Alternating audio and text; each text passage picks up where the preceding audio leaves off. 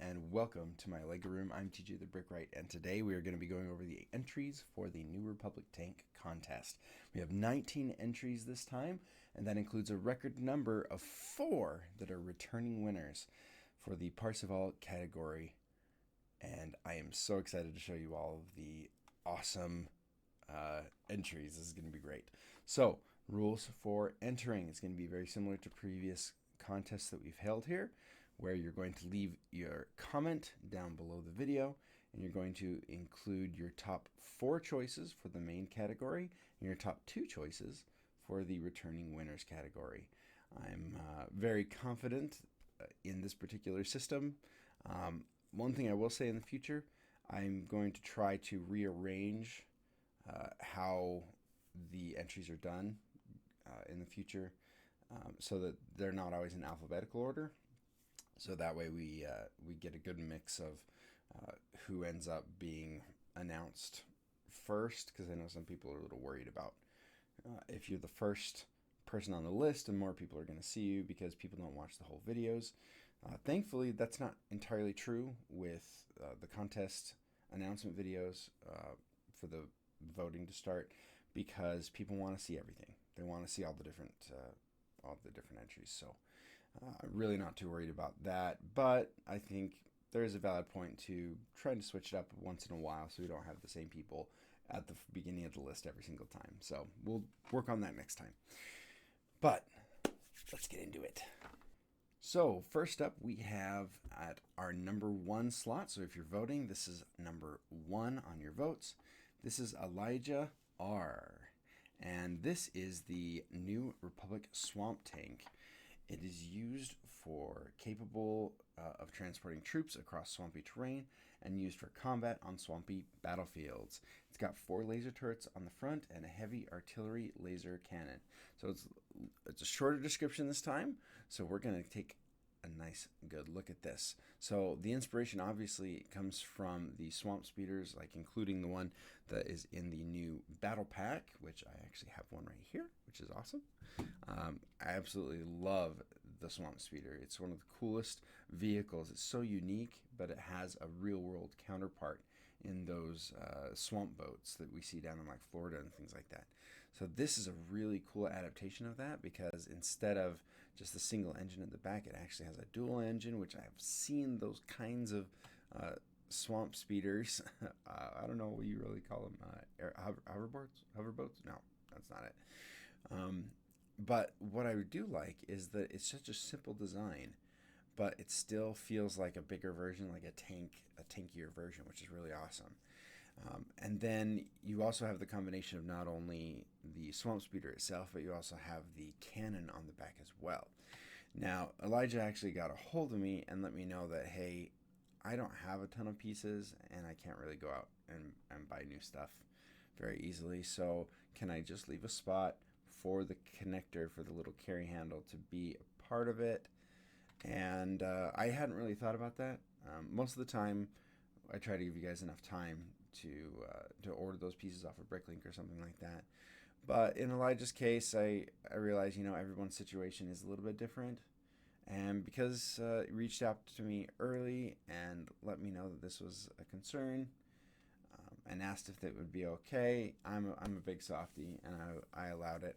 So on the top there, instead of making it all smooth, they left an open spot for the carrying handle to be added later. A few of the other entries also had carry handles that aren't integrated into the ship, but are attached to it when it wants to be carried. And that, I think that basically fits within the parameters and the realization that everyone's situation is a little bit different, so that's okay. So good job, Elijah. It's a very good idea, and honestly, I thought about taking your idea and modifying it and getting that carry handle on there myself, because that's actually a very cool idea, and I really appreciate the thought that went into this design. So congratulations, Elijah. You are number 1 in the contest. Not that you won, but for voting purposes, you are number 1. Number 2 is going to be Andreas, And this is the New Republic General Purpose Tank, nicknamed the Lothrat. It was a tank made for the New Republic after the destruction of the second Death Star. Many planets wanted to help out in the war effort. Now they saw a hope of victory after Emperor Palpatine's presumed death. Presumed death? No, he definitely died. Palpatine definitely died. You know? Why would you say presumed? Like, is he supposed to, like, come back or something? Like, that's not possible. That would be a really, really poor decision. If like, Disney were like, hey, let's make Anakin Skywalker's sacrifice absolutely nothing. Let's make it pointless. They wouldn't do that. Come on, who would do that? That's pretty silly. But I mean, whatever. Maybe there's a book or something where he comes back. One of those planets was the outer rim planet of Lothal. Those fans of Rebels will know exactly what that is. There, the new governor, Ryder Azadi, repurposed the planet's established TIE Defender factories into producing a new main battle tank for the New Republic. It got its name Lothrat after the home planet's own creatures, known for its survivability in the harsh desert prairies. The purpose of the GPT... Wait, is that like Chat GPT? Nah, it's a general purpose tank. The purpose of the general purpose tank was to quickly mass produce a tank that was both cost effective and durable. Since time was of the essence, the GPT was based on a civilian landspeeder hull modified with heavy armor plating all around the vehicle. Focus was put on protecting the relatively weak windshields of the tank to be able to manage the new weight. An extra layer of booster packs were put on the engines. A remote controlled turret module was fitted on the roof, as well as a mechanism to have the GPT be airdropped by the New Republic's latest BAAD dropship. So here we have a pilot and a gunner in there. Nice little tight and compact area. I actually really like these kinds of things. And then the gunner right there in the orange suit would be able to control that remote turret. And here's a really nice picture of that little speeder tank going through there. And you know what? What's so funny is when I was designing the tanks, I was designing my tank, I had so many ideas that I ended up being, oh, that's a speeder, it's not a tank. Oh, that's a speeder, not a tank. Oh, it's a speeder, not a tank. And it wasn't until much later that I went, wait a minute, speeders are tanks? What am I doing? Why am I being so picky about this?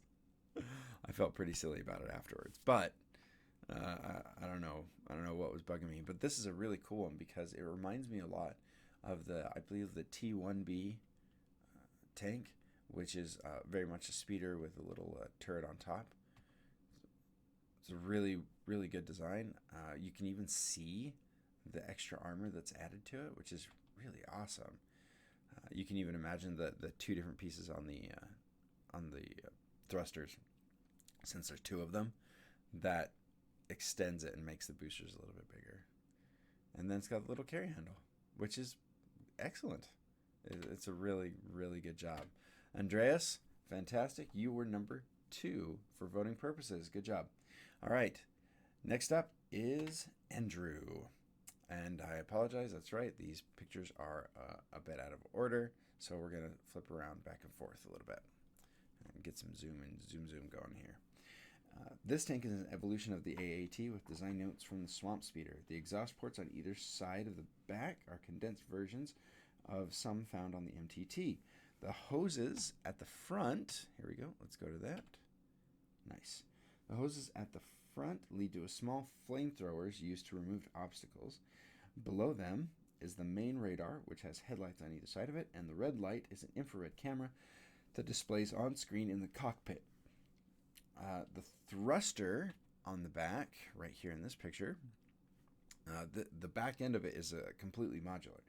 And the thruster on the back is used if it's required to float above water, as doing so normally would slow it significantly. So the extra booster helps it get a little bit better traction over water. And then the screen inside the cockpit shows what is blocked by the armor plating in the middle of the tank, thanks to the infrared camera. So if we go to the front here, you can see that the windscreen, actually, there's a giant metal plate right at the front.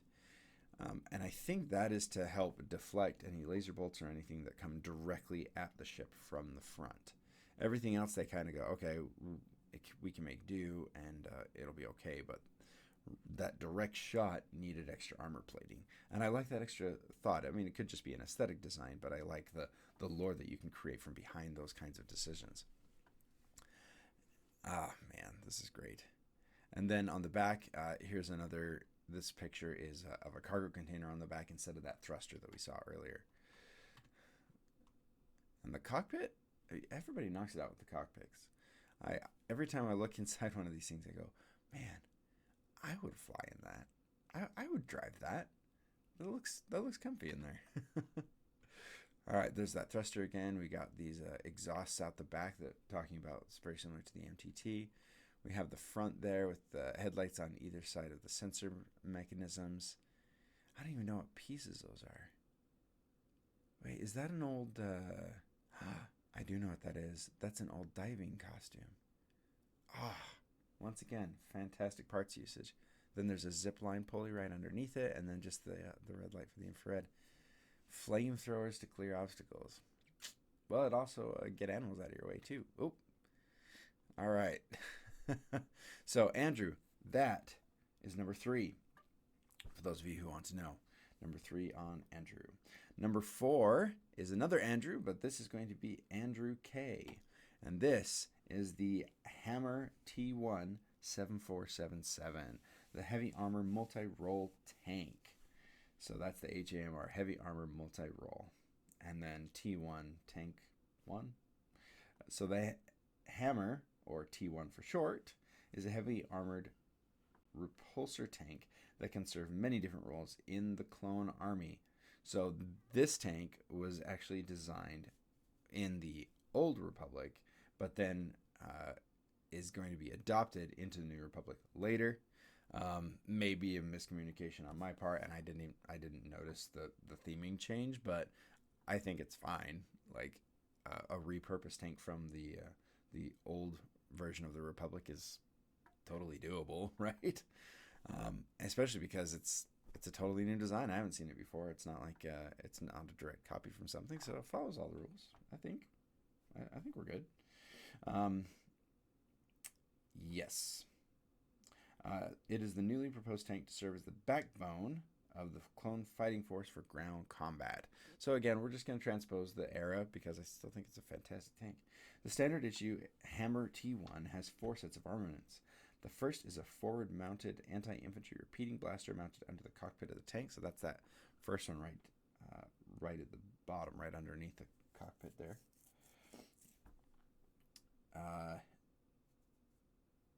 Which has a 270-degree firing arc. This weapon has twin fast-repeating blasters and a heavy-gauge cannon built in next to them to increase damage with heavier armor. Nice, so it's a multi-cannon. The second weapon system is the heavy-mounted bunker buster mass driver cannon. And we'll see some other pictures of that in just a second here. There we see a nice little entrance for the back, or a little cargo container. Ooh, look at that. Oh, neat. And then we come over here. There's the carrying handle. And then I know there was one picture. There it is. There's the mass driver. If you look at it's the closer side, you can see there's a bunch of cannon-looking round parts that move forward. That whole thing from like the middle of the tank all the way to the front is the cannon. And it's a mass driver cannon, so it's a heavy weapon. This enlarged version of this weapon has greater damage capabilities than its predecessors and is mounted to the body of the tank to increase stability, durability, and aerodynamics. The third weapon system is the dual side-mounted mid-range blaster cannons located on both sides of the tank. These are versatile cannons that have a 90-degree firing arc from side to side and a 120-degree firing arc up and down, which allows them to serve as effective defense weapons from the ground and air targets. The fourth and final weapon that comes standard on the Hammer T1 is a top-mounted anti-infantry cannon with a 360-degree firing arc, which is manually operated from the top hatch. There are optional armaments can be added for greater effect depending on the mission, but pictured here is an additional mortar pod mounted on the back above a rear thruster. So we're going to go ahead and stop it there. We're about even with the amount of text between the other ones. So if I come up here, the tank actually does carry a lot of people. It has a pilot, a tank commander, 2 gunners, and it's an excellent offensive vehicle. You can definitely tell this thing is designed to beat the heck out of something. So right here on the right hand side, you can see the little mortar pod that's been added onto the back. So that's awesome. It has attachment points to do other things. The side mounted cannons are really cool. Carry handle works perfectly. It's actually looks pretty centered, so there shouldn't be any balance issues. There's that top mounted turret on the back there. Man, this is fantastic. What a fantastic build. And huge. I mean, this thing would be a monster out on the battlefield. I would hate to be on the opposite side of it, but I would love to be inside of it, because you're going to definitely survive whatever's coming your way. So that is the number 4, the Hammer T1. Fantastic. And I'm a sucker for dark red and white. It's just a really good contrast. Very, very appealing colors.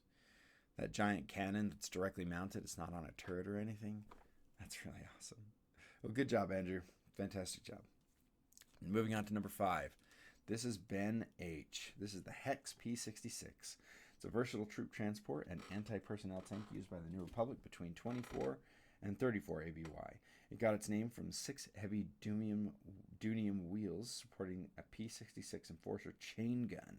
That's pretty cool.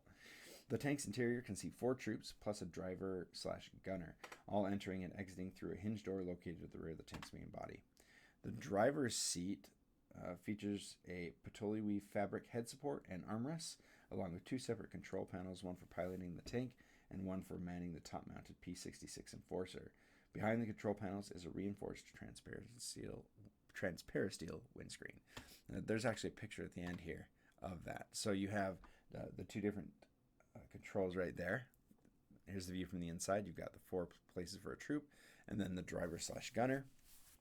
And you've got one that controls the gun, and the other one that controls the movement of the tank, which is pretty awesome.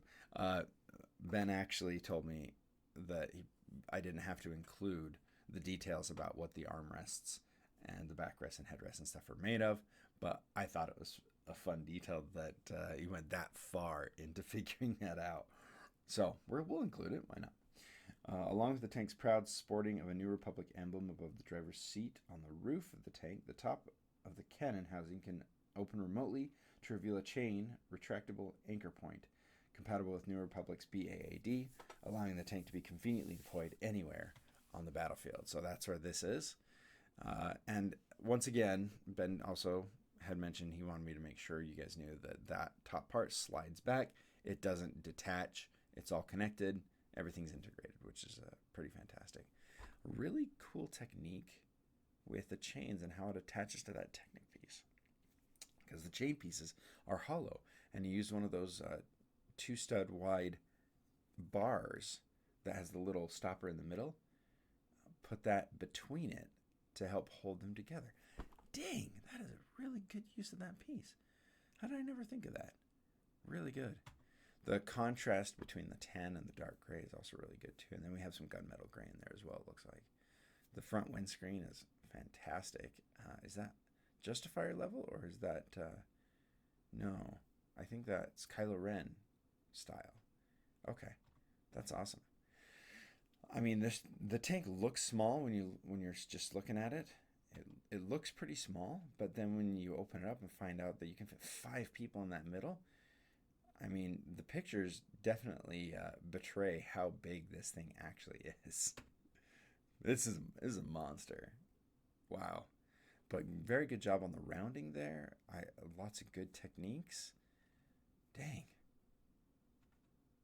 Very, very good job, Ben. Very impressed. So that's number 5, everybody, for your voting. Number 6, we have Corey W. Corey says, I present you with the Self-Propelled Light Artillery Turbo Laser, and that is an acronym for SPLAT, or SPLAT. Produced by Rathana Heavy Engineering, these are lighter versions of the SPHATs used during the Clone Wars. I think those are the ones that have the solid beam, the hovercrafts. I think oh man, I'm not sure. You might use one in Lego Star Wars 3, The Clone Wars video game. But don't be fooled by the word light. These are extremely heavily armored infantry vehicles. It is an agile tank with a unique powertrain layout consisting of 5 individually powered wheels. The 5th drive assembly is twice as powerful as the others and aids in overcoming tough terrain. The 5th wheel is also used as a drag brake for superior maneuverability. There are 2 boosters as well for escape speed or terrain traversal. So that's probably those round cylinders on the back. Those are extra engine boosters, turbo boosters. The Splat's main armament is a smaller turbo laser that is a constant fire laser, so it's a steady beam laser, akin to the Clone Wars SPHAT version, but can fire and cool down much faster than its larger brother. So the one I'm thinking of is from the Clone Wars TV show, goes against the Zilla Beast. He might be thinking about the one that actually has legs, and is that freaking giant one. It's big as a huge building, like big as a factory, and it takes out the Luke or Hulk command spheres while they're trying to escape Geonosis in Attack of the Clones. So anyway, this tank feels the need for a higher powered turbo laser that can be quickly deployed, and when coupled with several others, can be devastating, as we saw in Episode 2. The Splat also utilizes twin multi-directional light laser cannon clusters and 2 stationary rocket launchers on the front. The 4-man crew enter from the bottom ramp, and they also have undercarriage storage as well. The crew consists of 1 rear gunner, a secondary gunner. We actually have a picture here. Oh, there's the entrant. Oh, that's really cool. It's high enough off the ground that, dang, that's neat. You can actually climb in there from underneath. Very well done. Good thinking. And then here we go. So there's 1 rear gunner, a secondary gunner, systems engineer, and commanding officer who serves as the driver. Wow, those are cool. I like the arrangement of the people in there. So the commanding officer looks like the one, he's in the middle. Then you have the two at the very front, which probably the secondary gunner and systems engineer. And then you have the rear gunner at the very back behind him. Poor rear gunner. He's lonely. Sometimes I think about that. Like how people in the tanks and things like that, if they can't see each other, do they get lonely? Like in the Arc 170, does that clone who's at the very back, does he get lonely? Because the other 2 are like right next to each other. You talk to each other, play with each other, hit each other in the head if they're being silly. And then the one in the back's like, hey guys, why can't I talk? Probably not. That's probably not how it is, because they all communicate inside. They can all talk to each other, so probably not that big of a deal. But those are the things I think about in the night when it's cold. All right, so that was number 6 for Corey. Congratulations, Corey. Very, very good solutions and designs. Fantastic. Number 7, we have DSM 10. This is known as the ATHT, All-Terrain Hover Tank. It was a tank designed by the New Republic. They made sure it was cheap and easy to deploy with the BAAD/A dropship. The ATHT has a top speed of 80 miles per hour and costs around 100 to 140,000 credits. The tank is equipped with deflector shields, 4 KX-9 laser cannons to take out smaller targets, and 1 large cannon for larger vehicles. The ATHT was inspired by both the AAT and the Republic fighter tank, the TX-130 Sabre class fighter tank for all of our uber nerds out there. That is the description for it. And here we have another one of those really good solutions for the carrying, which attaches a external handle so that the tank can be brought in and deployed for combat. This particular solution is really cool because it goes around the main gun. So one of the issues I have with mine is when it's attached. Ooh, excuse me, sorry. It was a late night and an early morning. So one of the issues with mine is when it's being carried, the turret tends to flop around.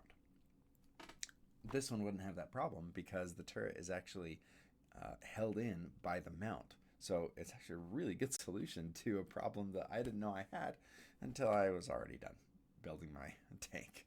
Here we have the one pilot that fits inside there. You can definitely see the inspiration from the TX-130 from the Sabre class tank. But a little bit smaller, a little more compact, a little bit more efficient. So I like it. And here we have a really awesome picture from DSM-10 with some custom troopers. And I love the idea of these guys. Ooh, excuse me.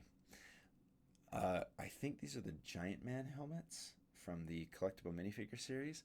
But man, could you just imagine the New Republic coming out with something like that with the silver helmets and the metal on them? Oh man, there's so many really cool things that I can imagine. And the tank is small enough that you could definitely use it in urban environments, which is something that Star Wars doesn't always think about. So, very impressed. Congratulations, DSM-10. And DSM-10 is number 7, not number 10. Number 7 on the list. If you would like to vote for DSM-10, that's the number you got to put, number 7. So, congratulations, DSM. All right, next up for number 8. This is by Elite M. And this tank was created by Admiral Koch, Chief Engineer of the New Republic. The MDLS-5 is a modular tank that can be modified to fit different roles.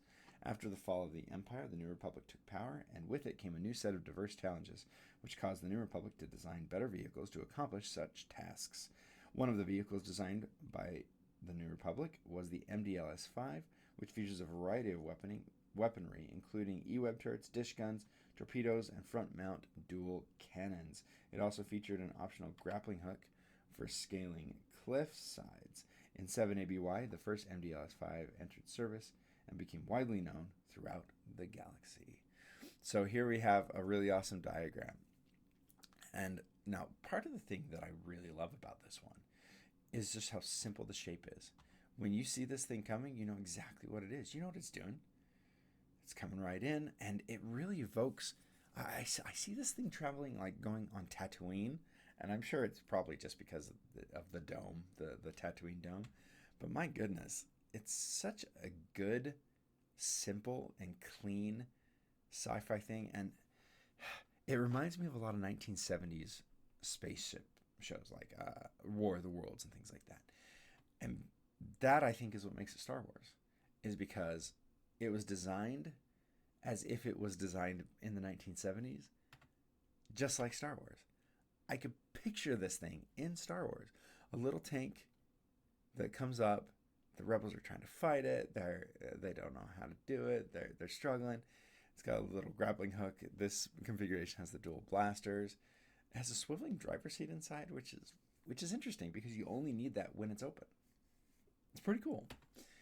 And then here we have the E-web cannons mounted on the side, and a radar gun. This thing is fantastic. It's so simple, but the shaping, it just makes me go, all right, this is exactly what I was hoping to see, is a simple design, weapons, being able to carry by the BAAD, and it's a tank. Wow, the simplicity of the design makes me upset with myself for always getting so complicated. So congratulations, Elite M. You are number 8. So good job, and good luck in the contest. This is going to be great.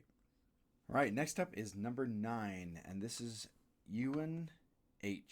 And this is the tank that he created, and this tank features an articulated heavy artillery turret, as well as dual mounted swivel lasers that can range from light all the way to heavy fire based on their situation.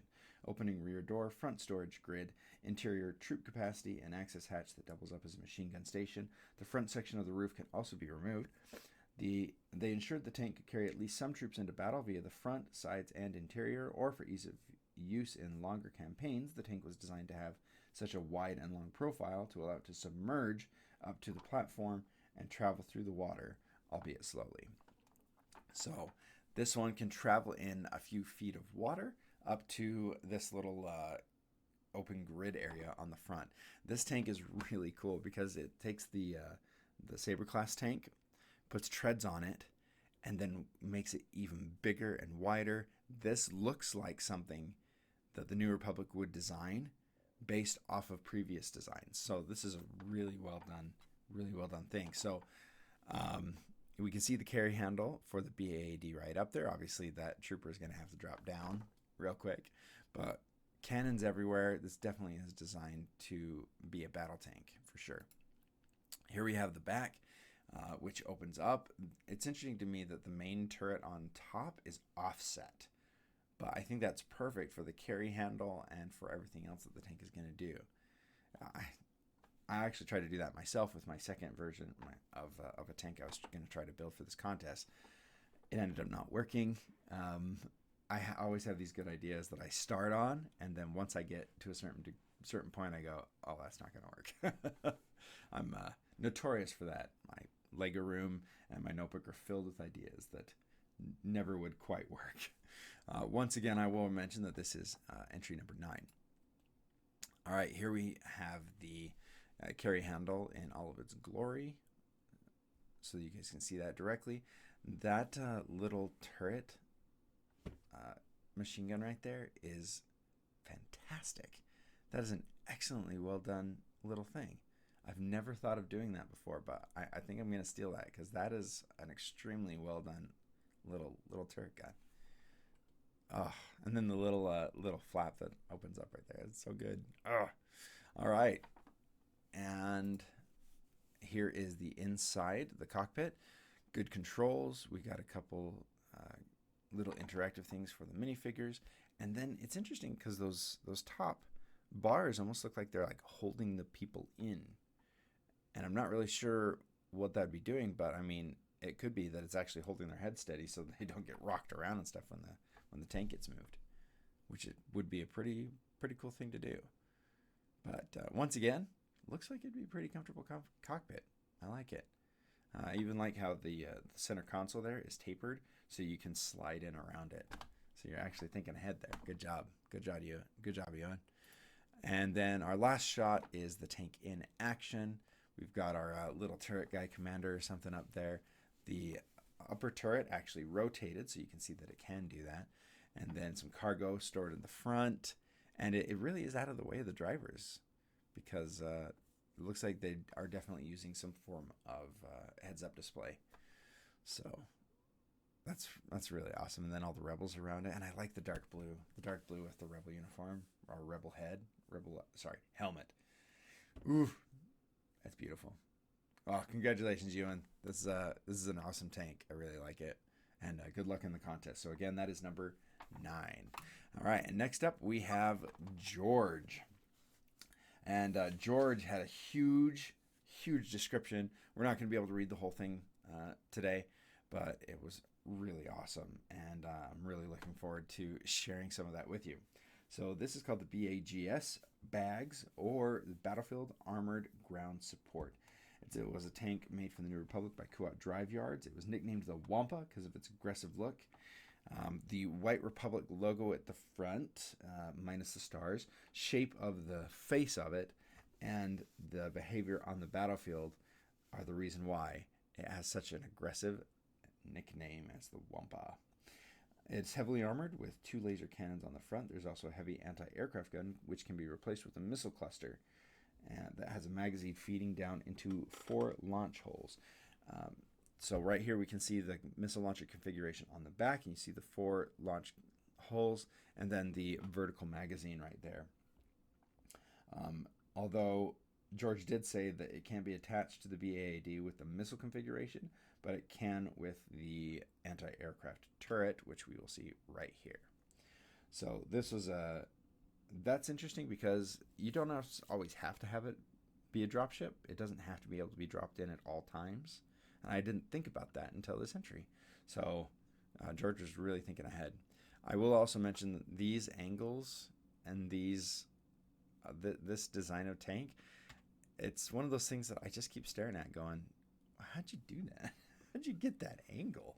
It's really well done, and it closes up its seams really well. It's very impressive.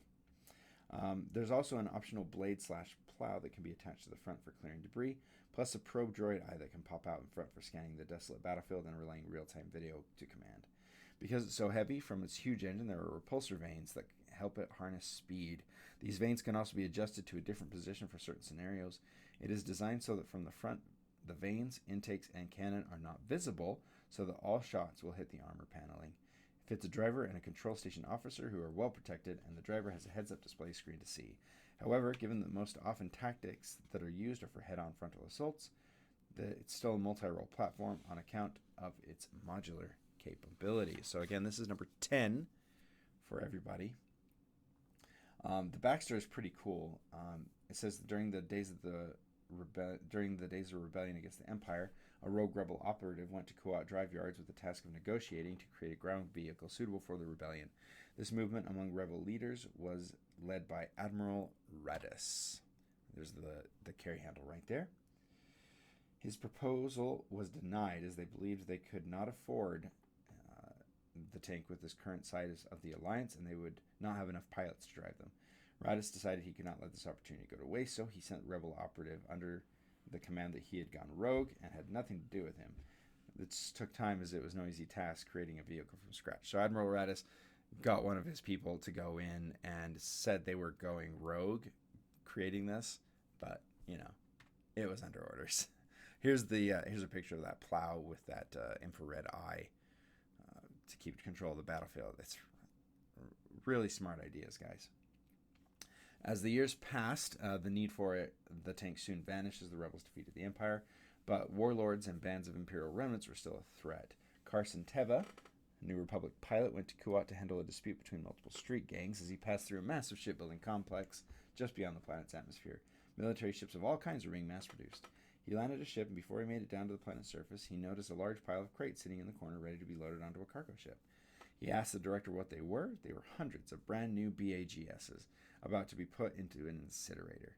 The director said he could take them, Director Teva, and the director of the facility said to Carson Teva that he could take them, and that they were just taking up space. They would later serve well in many battles, such as the Battle of Jakku. Despite the New Republic being peacekeepers, this was during a time of war, so many of the weapons were petitioned to be removed. However, that was soon put down as the First Order quickly began to rise after. So this is a fantastic example of what a New Republic tank could be that was designed during the Rebel era, but eventually was repurposed and rediscovered in the Resistance era. And that cockpit looks gorgeous. All right, so that was number 10. Number 11, we have John W. He says, after the Battle of Endor, all production of Imperial vehicles was halted. Hundreds of unfinished armored marauder bodies were left unfinished. The New Republic decided to take these unfinished marauders and turn them into new tanks. The body was shortened, and the repulsor lifts were swapped out for much cheaper to operate wheels. Cheaper to operate and cheaper in general. Additionally, the hatch at the top was converted to an adapter to attach to the BAAD. The tank only needs 2 people to man it, a driver and a gunner, but can hold extra soldiers if needed. So, John, let's take a look here. Oh, this is great. Oh, sorry. So, here we have, so it was a Marauder. Yeah, I can see that. I can see the Marauder shape in there. That was then adapted to, instead of using hovering, went with wheels. Now that's something that's hard to do in Star Wars, is add wheels. We've seen other tanks with wheels in this, even in this video, as part of this contest. There's some really good techniques that are being used here. I really like, so here you can see that it's being carried by the carrying mechanism. It looks very similar to the one that I put on Rubricable, so hopefully that did help people. I haven't seen a ton of people that were able to utilize it. So here's the front opened up. We've got our soldier in there. Man, this looks really good. For some reason, I really like the proportions, and I love the mud flaps. It's really good. And then I believe this is out the back, so you can get in and out of the back. It only takes 2 people to run, but it can hold more than that, which I think is definitely important to do. And sometimes we forget, like with this one, when you look at the side, the wheels look almost proportional to what they would be today, but then when you realize how tall those wheels are like, in real life, would be 7-foot tall tires. So this is a huge vehicle. This is a huge, heavy tank. Can you imagine that? 7-foot tall wheels. Wow, that's impressive. So good job, John. This is this is a great design. You guys are just knocking it out of the park with everything. I love it. All right, and that is number 11 once again. So if you're voting for number 11, you're voting for John. All right, next up is number 12. This is Lego EXE. So here is Lego's entry for the contest. Obviously it's not Lego, but that's their handle, Lego E. Here's the contest. This is called the LPACA. Its technical term, its acronym, is for Low Profile Assault Craft, with the A designation indicating its compatibility with various airborne deployment vehicles. Manufactured by Merva Engineering, the LPACA is armed with 2 light laser cannons on the rear turret, while the front houses 2 medium ion cannons. Whoa. The barrels of the ion cannons are short relative to their power in order to be transported more easily, leading to a limited range. There is also a heavy repeating blaster cannon for anti-personnel duties. On the battlefield, they are more commonly referred to as ash rabbits due to its impressive maneuvering abilities. Its 120-kilometer top speed is above average for its weight class, though it is slower than the New Republic had hoped for. The impressive armor and maneuverability made up for it, though. The single pilot can choose to man the weapon of their choice, in addition to having the integrated droid brain man the rear turret. It has sensors and cameras all over the body without any physical viewports, not counting the 2 top hatches. The main camera is on the top of the rear turret, and troops can ride on the sides as well. I'm glad to see that other people are as excited as I am about being able to have troops ride on it. So this is actually an underside view of the different repulsor lift areas, and it's interesting. Used an anti-studless design, so the top and the bottom are mirrored. Oh man, I love that. That's like one of my favorite things. Good job, Lego. All right, there's our single pilot. Lays down pretty hard. I would have a hard time not falling asleep, but I totally get it. You're totally fine. I'm just teasing. Oh, this is awesome. Wow, I love all the different smooth pieces you use. Those white ones right there. I mean, I know they come in gray, but the white kind of gives it a little bit of an accent, kind of like the blue does. I like it. I like it a lot. Good job. So that, once again, that was number 12. Let's move into number 13. This is by Mike. It is a main battle tank. It can hold 6 troops inside, plus a rear gunner and the 2 drivers, but is not primarily a troop transport. It has 2 sets of 2 tracks, so it's got 4 tracks there. All 4 can roll independently of each other to allow the tank to turn 360 degrees on a pivot. That's awesome. There are 2 drivers who control the steering and also all the weapon systems. The roof opens to the left to allow access to the pilots. There are 2 engine air intake vents on either side of the main windshield. The engine is inside directly behind the drivers. There are 2 engine exhaust ports at the rear of the tank. Man, I'm burpy. I know not everybody likes these kinds of pictures where it has a little collage, but man, I like it because then you get to see the tank in a lot of different positions. They're just really small, so it's hard to see on like a phone, but that's okay. All right, there it is being carried. Almost all surfaces are angled on the tank to deflect laser and missile rockets and blasts. There are blast-proof panels that protect the treads. The underside is reinforced to deflect landmine damage, like an APC. Very nice. It has a total of 10 different laser cannons. 2 lower front cannons rotate 270 degrees and point towards each other when the tank is being lifted or transported. Oh, yeah.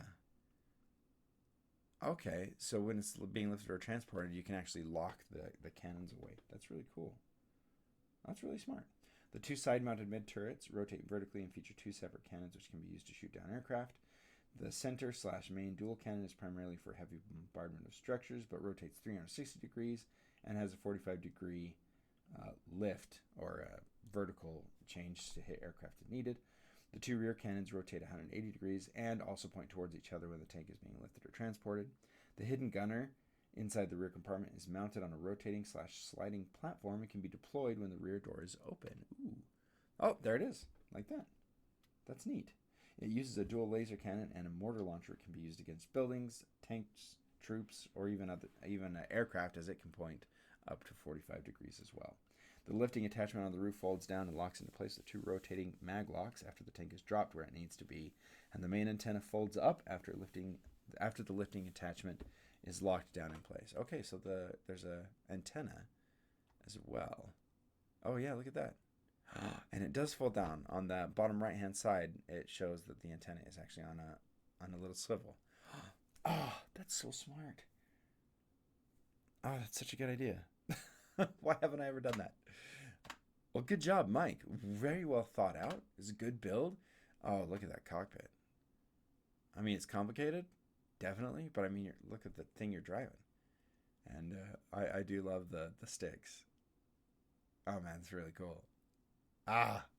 Congratulations, Mike. Very good job. That was number 13 once again. Next up, we have Nathan, and this is Nathan K, because we have another Nathan. This is the New Republic's multi-role fighter tank, or MRFT for short. MRFT. Okay, not an acronym, just a letter designation. The MRFT was a successor for the Republic fighter tank. This new replacement was designed with modularity in mind. The turret on top could be replaced with just about anything, depending on the mission parameters. Cool. They had a total of 6 weapons with a turret on top, 2 forward-facing anti-personnel blasters, and 2 heavy anti-vehicle cannons on the underside of each wing/mandible. He wasn't sure what they were called, but we know what he's talking about, the little side things. I think mandible is a good word. Lastly, it has an anti-pursuit ball turret mounted on the rear. You guys know how much I love those things. Anti-pursuit weapons are the bomb. They're awesome. Because, I mean, how often are these things destroyed from behind? Just stick a little cannon on back there, and if something triggers like, hey, somebody's behind you, boop, boop, boop. It's not really meant to destroy anything. It's just meant to scare people off from behind you. It doesn't have to be accurate. All right, so the cockpit does not have a window, as the designers realized that was an incredibly stupid thing to include on a tank. Instead, they covered the exterior with enough cameras to put a 360-degree heads-up display inside. Unfortunately, due to the sides, the driver does have to lay down, which is not the most comfortable. So I had some comments. I told people that my tank, some people would say, was not a good design. And one of the reasons I thought that would be is because I have literally an X-wing windshield on the front of my tank, the very front. Now, does it make sense that that would be there? No, it doesn't. But it looks good. And half of Star Wars is making sure something looks good. And looks like it could be in Star Wars. And I'll be honest, Star Wars has never been the best at practicality with their designs. A lot of it is, does it fit in the universe and does it look cool? And if that's what it is, then that's fine. So here we have the alternate attachment. So let's go back here. Here you have the dual cannon on the top for the turret. And then here you have the larger, big ol' artillery cannon on the top. That was another thing I struggled with when I was trying to design a second one, is I found myself designing more artillery vehicles than a tank per se. I know artillery can be tanks and things like that, but what I mean by artillery is like long-range artillery, where you sit back and lob your shots super far. But I mean, modern tanks can shoot a mile or something. I don't know. I got caught up in terminology a lot. I stopped myself from doing speeder tanks. I stopped myself from doing artillery tanks. And I think the world is lesser off for it, sadly. So lastly up, Nathan, number 14 on the voting. He says, I imagine the designers were unaware of the requirement for the tank to be compatible with the BAAD until the last minute, so their solution was somewhat improvised. They mounted a strut on either side with swivels. The struts meet at the center and form the mounting point. Although a last-minute addition, the feature proved to be strong enough and practical enough for the New Republic. The MRFT was beloved by the New Republic ground forces due to its ability to fit any mission by simply changing the turret on top, not to mention its fast speeds and pressure-sealed hull, allowing it to survive in the vacuum of space or the depths of an ocean. Oh, very good. Good thought. Good inclusion. When this tank entered a battle, the troops would cheer, as they knew it meant a turn of the tide in their favor. They affectionately nicknamed it Mr. Tank because its regal and powerful design made it seem like some sort of nobleman. That's so great. Oh, they call me Mr. Tank. That's great. Oh, I could see him doing it too. That's freaking awesome. All right, so once again, we have a little bit of a Saber class tank inspiration there. Barely enough room for a pilot inside there. Definitely. There we go. There's our attachment point on the back. Don't get to see it in action, but that's okay. And there's the turret differentiation. Really well done. Really smart. I love modularity. Believe it or not, my tank that I designed, also modular. I just don't have other options for it yet. And it's not just the turret. But we'll get to that when the video for that actually comes out. So that's Nathan, and that was number 14. Now, last but definitely not least, for the main voting section is by Samuel, and this is the Beast. And you know what I mean when I say it is not the least. Last but definitely not the least. Holy cow. In a secret factory on the moon of Yavin 4, the Invincible class tank was born. This monster was surprisingly conceived on the planet of Kuat by Imperial masterminds. The giant tank was supposed to fix the AT-AT's many problems after an amazing victory at the second Death Star. Rebel spies, led by Kyle Katarn, stole these confidential plans. The monstrosity was heavily armored with triple-plated durasteel and required a crew of only 4 members, 2 engineers, 1 pilot, and a gunner. See, I actually read that wrong the first time I was looking at it. I'm like, holy cow, it only requires a crew of 8 people. Oh, is that all? But, so the way I read that, it requires a crew of only 4 members, which consists of 2 engineers, a pilot, and a gunner. Not 4 members, 2 engineers, 1 pilot, and a gunner. 4 people total. The tank has boasted 8 smoke launchers, 2 light laser cannons, 4 anti-aircraft missiles, and 4 maximum yield heavy artillery cannons to top it off. Holy cow, it's amazing. So, Samuel says that this build was impossibilities brought to life. With all the angles that he wanted to accomplish, it took him from the day the contest started to the day it ended to finish it. Some days he didn't even want to work on it since he knew it would just give him a bad day. However, after weeks of failures, it finally came together much better than he originally thought. The connection to the BAAD wasn't too challenging because of the helpful instructions. Oh, the breakable instructions. That's good. I also found a way to make the cannons move, but also make it look decent. I think it turned out well, and I'm looking forward to seeing all the other builds. Thank you, Samuel. That was awesome. So here we go. Here's the lifting mechanism. Oh, yep. Using some of the techniques, the extension techniques that are on that little thing. Very good. Here's the inside. Holy cow! That looks like a hovering building. Holy cow! Look how much room is inside. Look, it's got a staircase inside it. It's got a staircase inside a tank. Oh my goodness, that's amazing. That chair's really good too. I know. I get fascinated by the most silly things. I know. But that's a really good looking chair. Dang.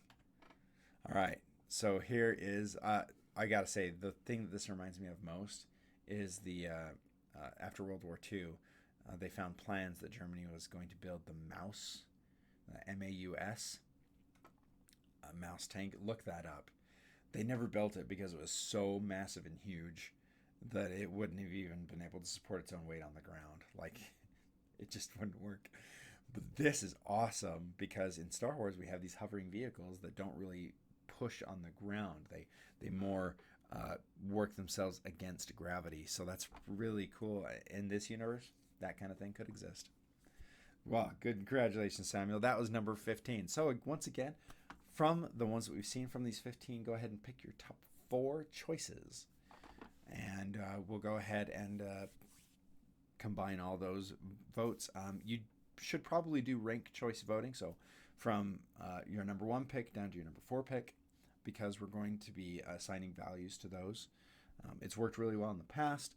Things haven't really been shaken up too much by that, but I like to keep that practice going to make sure that we're good to go in the future.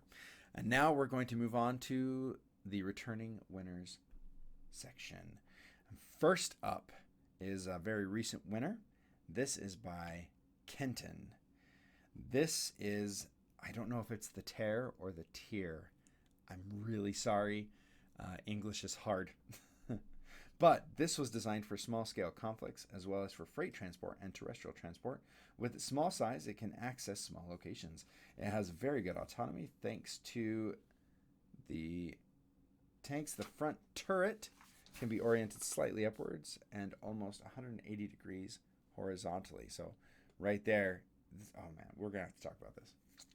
So the characteristics of this tank is 5 meters long, 45 kilometers an hour, 1 pilot and 1 or 2 gunners and 3 or 4 passengers.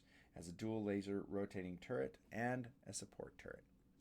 So this is the epitome of just trying of reusing previous vehicles in a totally unique and fun way. I gotta say, I have been trying to build a single tread tank for so long, and using the old snail tank overall design is perfect. I can't even explain to you guys how frustrated I am that I wasn't able to come up with this. I'm just super jealous. So we have the turret over here, which is a multi-directional rotating turret, which is fantastic. We've got our driver on one side, very General Grievous-esque, if you ask me. The design of the tank, here you can see there's a rear turret, a standing rear turret on the back. There's a platform on either side of the back of the tank so that it can be utilized for multiple things. I'm not sure what the 2 center things are. They could be part of the attachment mechanisms to make sure it can be carried. The carry handle is actually extendable, which is pretty awesome. I know those bars can come out of those piston things, but I would hope that he tested it so when he pulled it up, it actually would get to a point and stop, and so you could actually carry it around. I'm sure Kenton did. He thinks ahead like that. This is a fantastic build. And once again, super jealous that you were able to figure out how to make the single tread tank. So good. Such a good idea. Oh, I didn't notice that those 2 tanks on either side were actually slightly different on the tops. Man, the asymmetry is also getting to me. Good job. Good job, Ken. Dang. Knocking it out of the park as usual. All right, here we see some... Oh my gosh. Sorry, guys. I'm seeing new things all the time on this. So you got the little fuel pod that's filling it. You've got those little those little red canisters. And apparently, those little handles are integrated to the canisters. So when you need to move them, you just fold down the handle. It activates a hovering thing. And then you can move it around using the handle. And then move it where it goes. Put the handle up. It shuts it down. Puts it in place. Oh my gosh. That is such a good idea. Shoot. All right. I better stop. Good job, Kenton. Kenton, for voting purposes, Kenton is going to be letter A. Next up is letter B, and that is our good friend Mustafarian. Mustafarian says, I'm thinking the New Republic does not have a massive military force, and I wanted the tank to be able to be manned by a single individual, but to also have room for passengers if needed. It's a multi-role tank with modules, so the New Republic can mass produce the same tank and equip them with different modules for different purposes. So the name of it is the NR Lancet class tank. It has a normal mode without modules, which is what you see here, and only requires a crew of 1. There's a passenger mode, which fits an additional 6 soldiers, and an artillery mode that has 16 rockets. And then in normal mode, it has 2 heavy cannons that can swivel 360 degrees, full rotation of a turret. Also can carry 4 cargo containers, and has a center hinged post for the BAAD, which is its carrier attachment. And then it also has headlights, which we can see from here. So let's look through these pictures and see if we can identify the different configurations of the ship. So this is the normal mode. Has open sides. Once again, very reminiscent of the Sabre class tank with the 2 cannons and the 2 side pods there. Here we go. Oh, whoa, wait, what? Oh. I keep finding new things on these guys. You guys are too good. This is great. So if we look, uh, these cargo containers are actually held in the front and back sections of the thing. So they weren't just solid little blocks. They actually have cargo areas on each one, and the little tops are just right so you can grab it and lift it out. Wow, really good. And there's the one pilot. This thing, I think this thing is a little bit of a trick of photography as well. It makes it look smaller than it actually is because you look how big the minifigure is. This would be a massive tank. Here we have the troop carrier version, which can carry 6 people, which is utterly fantastic. Great job. Once again, something that I'm like, oh, why didn't I ever think of that? Here we have the carrying mechanism that just flips right up. It's just got a single pivot. I imagine when you drop this thing, it'd be a lot like my Saber class tanks with the adapter, where when you drop it, it just falls right down. All right, then we have here are the 16 mortars. Is that what they are? 16 rockets. So this is the artillery mode, which has the 16 rockets in there as well. Looks good. Looks good, Mr. Farian. Once again, doing a great job. All right, and that was letter B. Now we move on to our second Nathan. This is a returning winner. This is Nathan S. So here, there's a lot to read here, so I'm probably not going to do as much reviewing of it, and I'm going to be reading a lot from what Nathan included. So this is letter C. The New Republic is already equipped with lots of starfighters to fight in space or atmosphere. What they don't have is ground vehicles. The Personnel Transport Assault Tank, the PTAT, which is what this is, was manufactured by Frytech Incorporated to provide transport and support for ground battles. It has the capability to carry up to 8 personnel or carry 2 personnel with a speeder bike. It can also act as a tank on the battlefield. The vehicle is heavily armed, equipped with 1 rotating heavy laser cannon on top, 1 rotating quad laser cannon on the front, 2 rotating twin laser cannons on each side port and starboard, 2 grenade launchers, also port and starboard, and finally 1 tail laser cannon that can be controlled or can be used automatically. So it has an AI version. The PTAT was also designed with a folding carrying point on the middle area of the vehicle, allowing the PTAT to be carried by the New Republic dropship, the BAAD. All right, so its manufacturer was Frytech Incorporated. It's obviously the Personnel Transport Assault Tank, PTAT. It's a repulsor class and would cost about 120,000 credits. So this is the speeder bikes. Oh, he's using those new helmets in the dark blue, so it matches everything. Good job. Oh man, I love it when you can include like actual vehicles inside of another vehicle. That's cool. This reminds me a lot of an MTT. Obviously, it reminds me as well of the Lego Movie 2, that vehicle that they use to go down to the planet. Raptors fly it. There's a Lego set. I have it right over there. It reminds me a little bit of that, but even more, it reminds me of the MTT because just the shaping and everything on it. And then what's interesting is Nathan used a different technique for the carry handle. He just used 2 lift arms next to each other, which would allow it a little bit of a sway as well, which could help with balancing of the center of gravity. That's a really good idea. Wow. I mean, that's why he's a returning winner, right? So technical specifications, it's 12.9 meters long, 6.4 meters wide, and 5.7 meters high. What that is in feet, I'm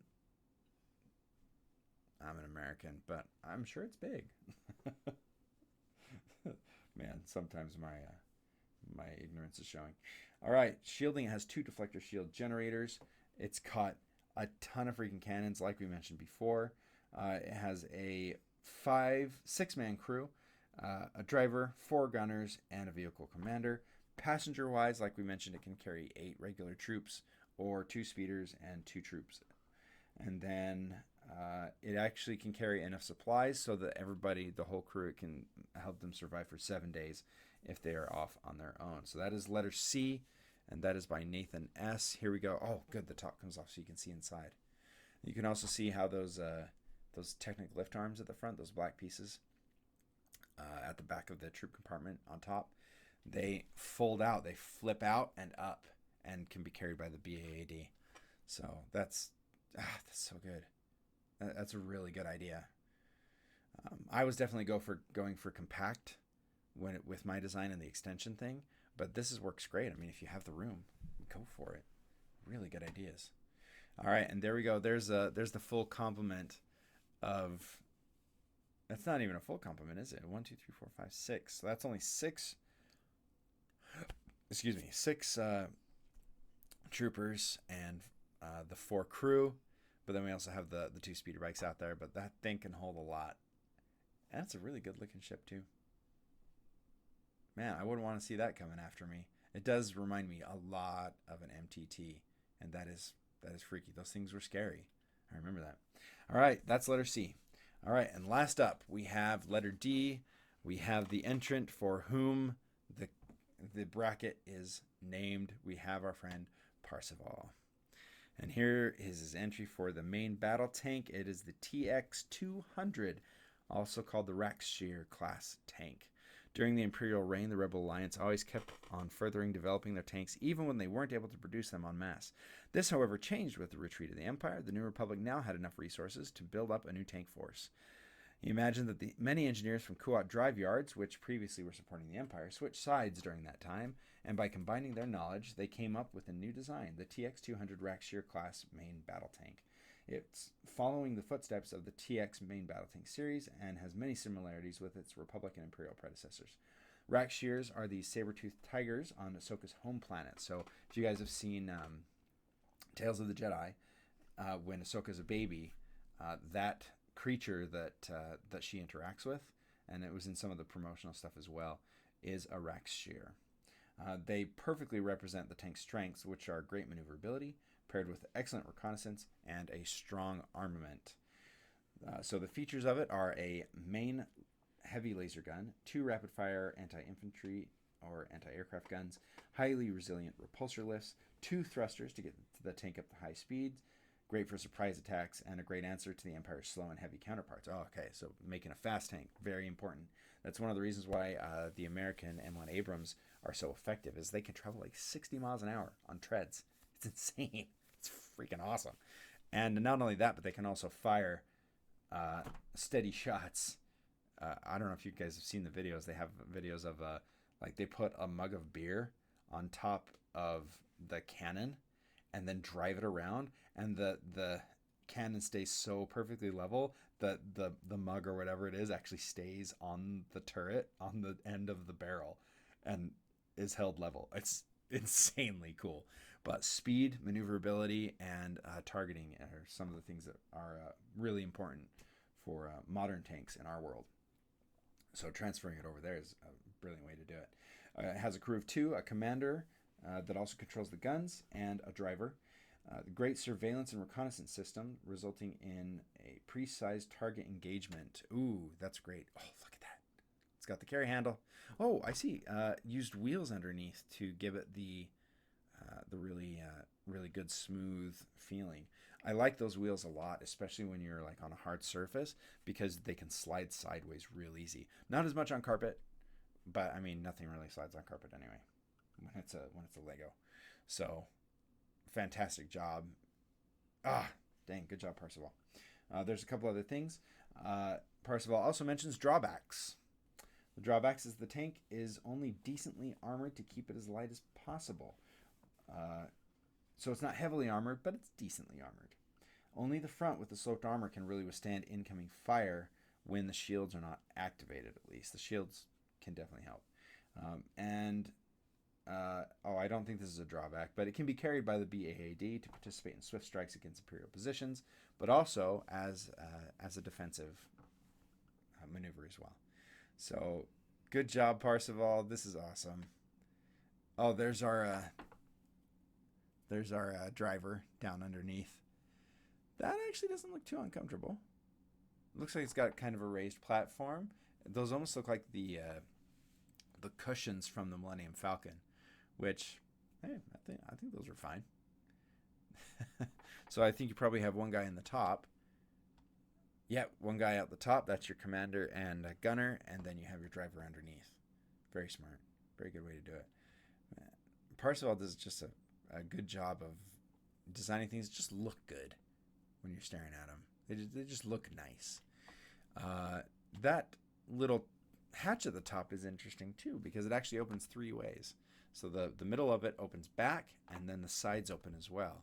Oh, man, a multi-hinged turret. And it's only like 4x4. I wouldn't have thought of that. Dang. Well, that's why he's a returning winner. Right, everybody? There you go. So that's Parseval, and that was entry number, or letter D. All right, so I hope everybody found something that they like in there, found something that they could vote for. Your top 4 picks for the main category, so I want 4 numbers in there, and 2 letters, 2 people from the returning winners category. And then once again next week we're going to give out all of the prizes out there. So we're going to do the first and second place in the main category, the one from the Parseval category, and then 1 random prize that can be won by anybody in the main category who did not win. Will all be available for that. So congratulations to everybody who was able to enter. The entries were amazing. There were things that I loved about every single one of them. They're such cool designs, such cool ideas. Obviously, our returning winners may have benefited a little more from my geeking outness, but that's why they're returning winners. And we will have a couple more people from this contest joining the Parseval bracket in the future as well. So this should be really exciting to see who ends up making that cut and getting to the end and moving on into that bracket. So thank you so much. I hope everybody is having a great weekend. We've got the holidays coming up. I celebrate Christmas myself, so I will be saying Merry Christmas many times. And so Merry Christmas. And we will catch you guys next week. And right before Christmas, we're going to be announcing the winners for this contest. So congratulations to everybody and good luck. And we will catch you next week in the Lego room. And until then, play well. I'm TJ the Brick Right. See ya.